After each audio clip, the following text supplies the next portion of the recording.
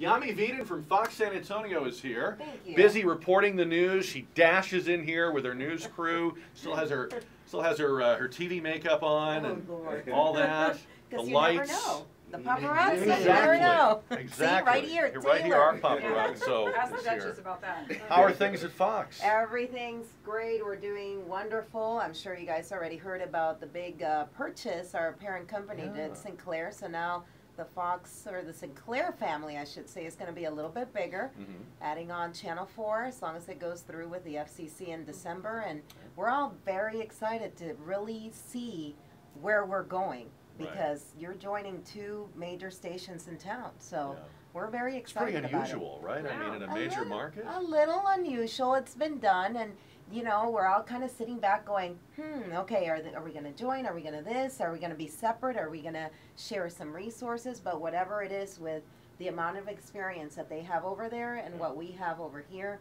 I think we're really going to be in a good spot. Good. Well, we're glad to have you on Gang of Four. Also, Trish DeBerry Mejia is here, and Carrie Clack is on Gang of Four as well. All right, so that we were talking about when you came in about the 47%. By the way, it's interesting to me that he did say some other things in that tape that no one is talking about. He spoke, I think, very candidly about the two-state solution with Israel and Palestine. He spoke, you know, very candidly about some other things, and yet the only thing anybody's focused on is the 47%.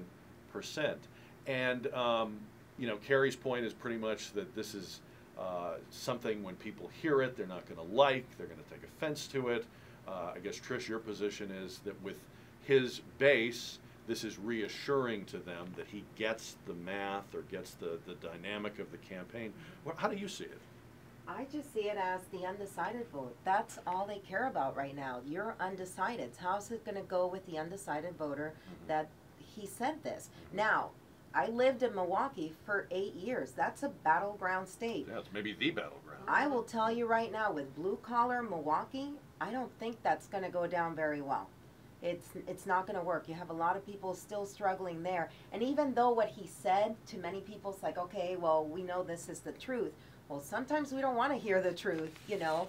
Somebody telling us straight to our face when we're looking for work, when we're struggling, when we've had to move in with our mom and dad just to keep things going, you know? So.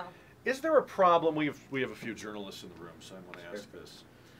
Mother Jones Magazine posts this video on Monday afternoon, but it turns out the video was captured months earlier at a Romney fundraiser. Then we find out that James Earl Carter IV is the guy that got the video for them. Yes, the grandson of the president. And then we find out that there's 1 to 2 minutes of it missing, and even Mother Jones admits they've never heard the whole thing. I always thought in journalism, when you were presented with a recording that had a gap in it, that was a huge red flag. Well, it depends what the gap is, but it depends what the gap is. Was it the person recording it having a normal conversation with somebody else about, you know, the weather?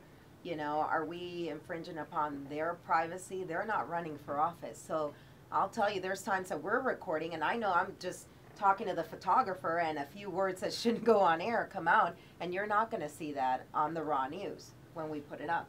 Okay, but if it's important that this is Romney unguarded, wouldn't it be better to have the whole thing than only have part of it? But it depends. Did he edit out Romney, or did he edit out somebody else's conversation? It's in the middle. The first jump cut you hear is right after Romney's talking about the 47%. There isn't anyone else at the podium but Mitt Romney, so I don't see how you're protecting anybody else's privacy. But I mean, their explanation, I think, was that the recording device turned off and they turned it back on again. But Carrie, that's a problem. Yeah, I mean, it bothered me when I heard about the gap, and I would, you know, people who were in the room who heard what was said that we didn't hear, I wish that they would come forward and say what it was they heard. I don't know how much it matters, or only in terms what you were talking about, so much of the stuff that wasn't discussed. I thought the stuff about the Middle East was some of the most fascinating, because it was such a pessimistic view, but we're not paying attention to that. I think just the scope, the length of the video, whatever was in that couple of minutes that was deleted or that didn't get recorded, I don't know how much it would it would detract from the. Probably But then not again, change it. but then again, I don't know for sure. But I don't think it would change too much. But yeah, I would But like if to I know. came to you back when you were a journalist, and I said, if I got a story for you, I'm sure you would have at least some hesitation about, well, what is it that's not here? What am I not getting before I start drawing with broad strokes? I right? would, but if I could hear everything that I heard and then make a judgment about where this break is, and I might go with it, but I would it wouldn't something that I would do just immediately. I would have to think about it and just see where it fits. But yeah, it's you want to know everything.